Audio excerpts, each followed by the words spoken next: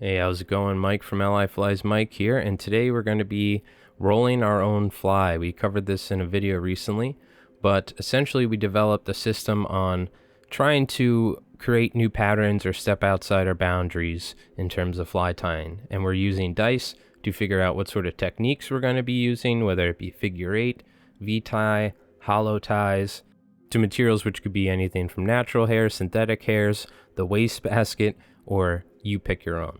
So we're going to roll up our first material and technique here, which is for the tail section. We get a 5 for the technique and a 6 for the materials. So for the tail section, we'll be doing a high-low tie, and for the materials, we get to pick what kind of materials we tie with.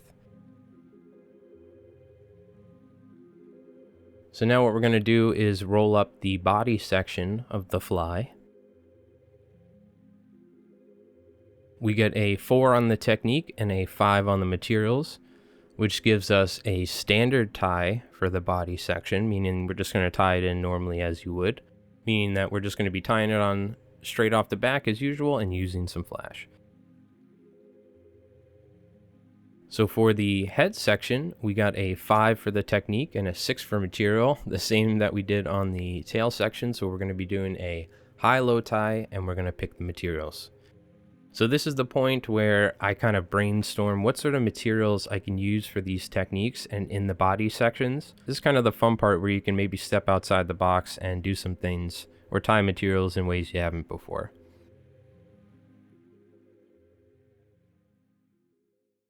Now the full list of materials will be down in the description below, and I'll show you what we came up with. We're going to be using a Gamakatsu SL12S 2-aught with some mono thread.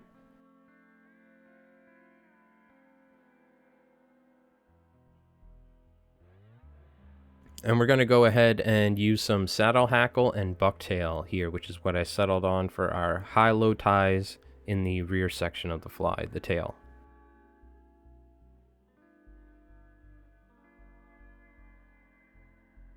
Using some white bucktail here for the support. This will give us something to support the saddle hackle. And then we're going to go ahead and use some white saddle hackle, and I'm going to tie this in the way that I was tying in Hackle for the GT slammers for saltwaterflies.com, which is we want some of that stiff end of the hackle, and we also want to angle it up. So instead of tying it perfectly straight off the back, we want to angle it to where the feathers are kind of pointing upwards. This is also going to help with stopping the fly from fouling.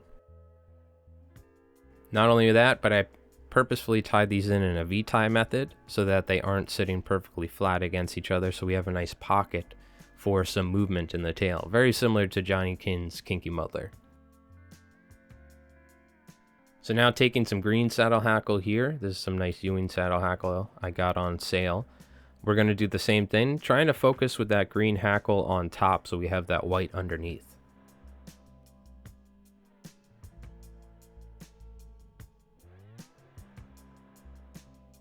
Now this is where the Johnny Kinn's technique comes into play. This is what we do with the Kinky Muddlers, and this not only helps stop the fly from fouling, the saddle hackle, but it creates this nice pocket and this arch in the hackle, which is going to have great movement. So now we do need to do a high-low tie. You're wondering where the high-low tie is. Well, we're going to do 2 collars of high-low ties. Essentially a high-low tie is where we just tie the material on top of each other, one stack after another, both on top and bottom. And it's a way to create a nice profile top and bottom, similar to like a bunker or a peanut bunker, for instance. So you've seen me do high ties before with something like a blonde fly, for instance, but now we're going to tie both on top and bottom. So using some white and chartreuse bucktail, we're just going to do 2 high-low ties on top and bottom.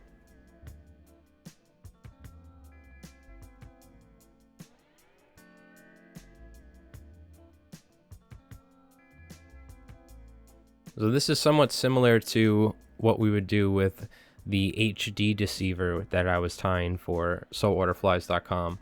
Essentially just a fuller dressed style of Deceiver fly. But right now we have a nice basis for a baitfish pattern. So for the body section, we rolled up standard. So we're just going to tie the material on normally, 360 degrees. and we rolled up flash for the material.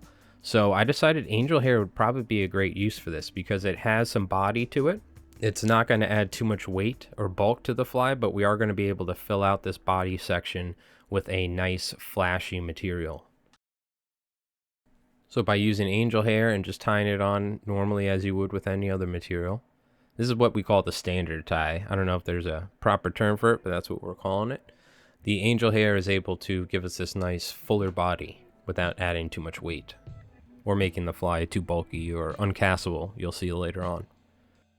So we're going to take a brush here and brush this out. Real quick, I want to say what we're doing with this series is essentially trying to step outside the box in my normal fly tying and thinking, and it's something we do during the live streams as well, so it's kind of like a community thing. Then take these flies and go fish, and you know, it's a good excuse to get out and do some fishing because I haven't been doing much. So anyways, we're going to start our high-low ties for the front.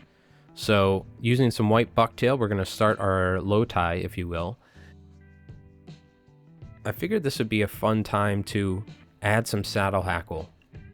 I always like certain bucktail hollows and bucktail flies, like from Andrew Warsaw, for instance, and some other fly tires that incorporate those saddle hackle, Max from Predator Prey flies, for instance. So I figured let's essentially tent some hackle on top, and then we'll tie some bucktail.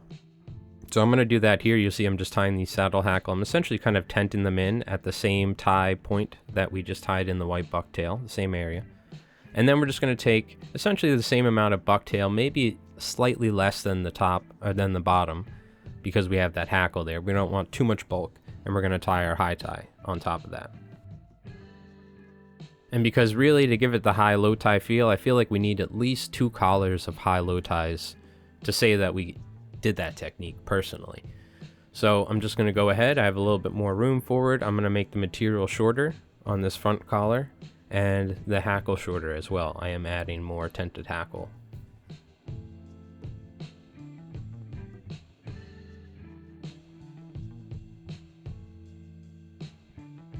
So making sure not to mess with the hackle too much. You don't want to wrap too tight on the hackle, it'll flare it out. Now I'm going to go ahead and tie our chartreuse bucktail on top for our high tie.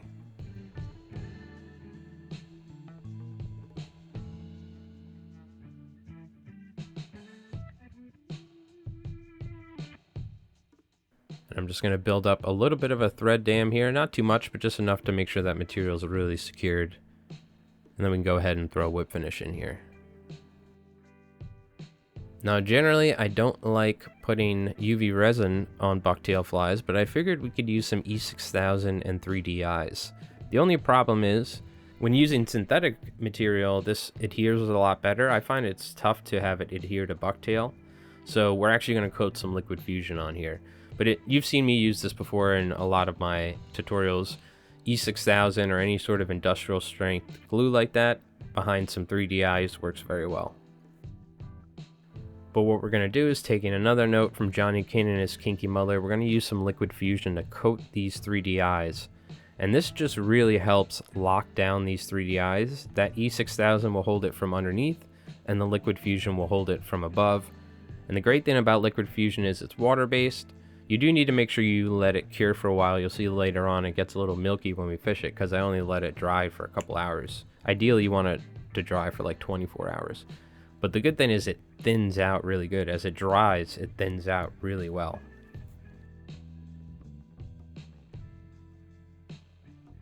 Well, there we go. There's the high-low tie flash deceiver. I don't know if that's the official name, but I'm okay with that. So now we'll go take this out in the water and do some fishing. Alright, well, it's still pretty freaking windy, but I wanted to get out here and give it a try. Unfortunately, this is my local watering hole. The water is extremely dirty. It's kind of hard to tell, but the water quality isn't good. We got some jet skis out in the bay, and it's blowing a good 15 to 20. So, but we're gonna give it a try. We got our roll your own fly. I'm gonna call this the high tie flash deceiver or something like that. We'll figure it out. We gotta come up with a name, but the liquid fusion's dried up, and I think it's in about an hour or two into the outgoing. So I thought it was going to be lower than this, but I saw the water. I was like, you know what, let's go fishing. Seems to be swimming good with this floating line. Tracking straight, which is always good.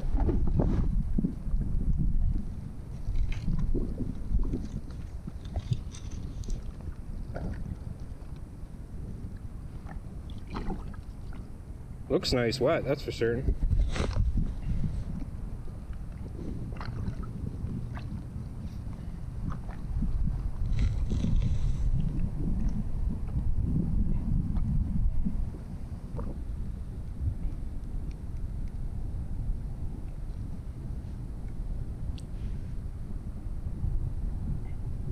Alright, we'll see how it works.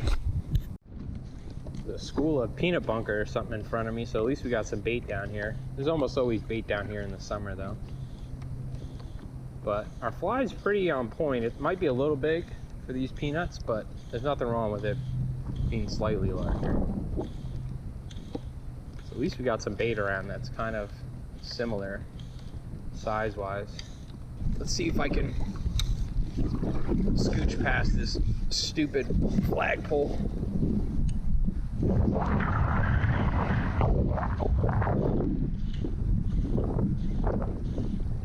I think I'm going to be focusing on the left here, using the wind to my advantage, but we got this channel in front of us.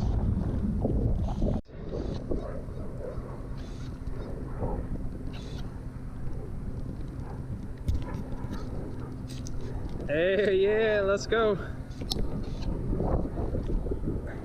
Feels kind of chunky. Is it a bass or a fluke? Oh, I think it is a bass.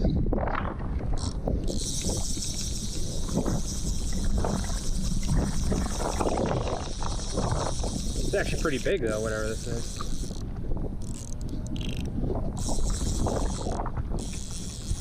Oh shit. Oh, the fly worked. Dude, I think it's a big fluke. Is that what this is? What is this? It's huge. This is a fluke, it's huge. If that's a fluke, dude, it's huge. Oh my God. I'm freaking out now. I think it is a giant fluke. Oh, dude, that's not a bass.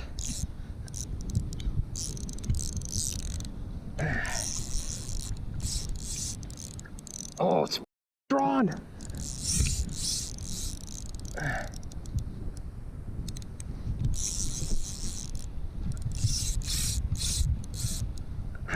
I think this is a giant fluke.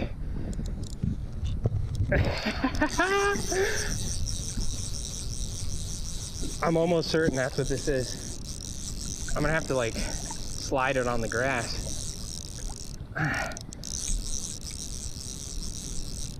Oh, dude. Oh, it's fighting so hard. Is it a fluke? It's gotta be. There's no way this is a bass. It's brown.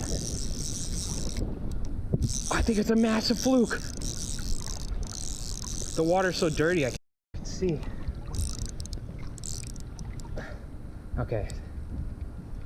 I think it's a giant fluke. Did I foul hook? No, right? I can't tell what's going on right now.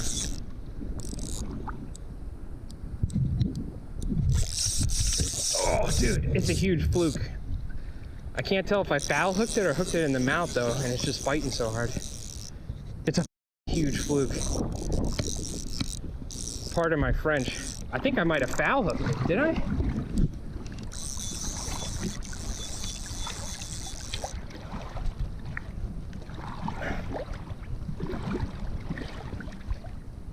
Don't break off, come on. Or is it a, oh, it's a ray. It's a skate or a ray, I think. Yep, that's what it is. I think I foul hooked it in the wing. It's a massive ray or a skate or something. I can't really, not 100% sure. Oh, I thought it was a fluke. I'm a little worried about about getting really close to it, so let's see if we can. Come on. It might pop the line, I don't know. It's a ray, right? Or a skate? Just come here, I'm gonna get my fly back. Oh yeah.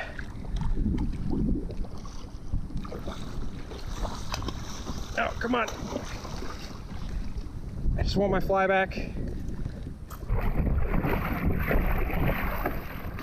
Yeah.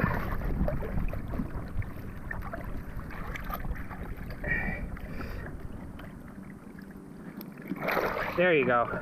I'm sorry, little guy. Go be free. Oh.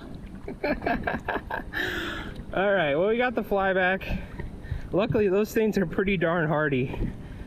I just couldn't get the fly back. Oh, what an adventure.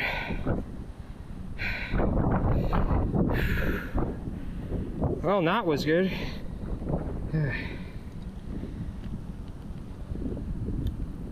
Alright, I think that thing's fine. Those things are pretty darn hardy. It just was in the wing of it. I didn't want to leave it in there either. I wanted to get it out, so I think it'll be alright. Something tells me it was fine. I think it kicked my ass more than I kicked its ass. Whew. Dude, I thought that was the world's biggest fluke. I need a cigarette now. Now, if anyone could let me know what sort of species of ray that was, I'm pretty certain it was a cow nose. I'm very happy I didn't get stunned in that interaction. That was the only reason I actually grabbed that thing. I manhandled it. I just grabbed him right next to the head and held him still while I just used my pliers and got the fly out. But that was interesting. I don't know, I'm surprised. First off, that's the first time I've ever hooked one, or snagged one, I should say, on the fly. I know it happens during albie season, people hook them by accident. The other thing is, we are getting close, we're getting later in August, but I'm surprised I've never seen one this far back in the bay. This is really far back in the bay. So, I don't know. That was definitely interesting. I'm pretty certain that was a cow nose ray, but I guess we'll keep fishing. Alright, well, unfortunately, that ray was the only thing I've seen so far, other than a couple terrapin turtles and some bait. So what I'm going to do is I'm going to work my way back down this beachhead, because I never really fished this side much, and work my way back home. Alright, well, hopefully you enjoyed. That was quite the adventure. It was the first time I've ever foul hooked a cow nose ray. I believe it was a cow nose, but hopefully you enjoyed this first episode of Roll Your Own Dice. We're going to refine the system as we go, and it's going to give me an excuse to film some more fishing for the channel. Well, my name is Mike from LI Flies Mike. Hopefully you enjoyed. We have new fly tying and fly fishing videos coming out every week. We have live fly tying on Friday nights, as well as early access for members. Well, thank you so much. Have a great season out there this year. Tight lines.